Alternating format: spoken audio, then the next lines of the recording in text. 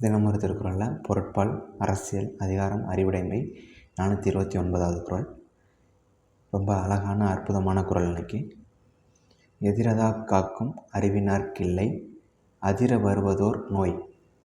அதாவது பின்னர் வரப்போகும் துன்பங்களை, இடர்களை முன்னதாகவே அறிந்து காக்கும் வல்லமை கொண்ட அறிவுடையவர்களுக்கு பின்னர் அவர் நடுங்கும்படியாக, அவர் பயப்படும்படியாக ஏற்படக்கூடிய நோய்கள், துன்பங்கள் எதுவும் இல்லை அப்படின்னு அழகாக சொல்லியிருக்காரு. அதாவது யோசித்து செயல்படணும், பின்னாடி என்ன வரும் அப்படிங்கிறத யோசித்து செயல்படணும் அப்படிங்கிறத அந்த அறிவுடையவர்கள் யோசித்து பண்ணுவாங்க, செய்வாங்க.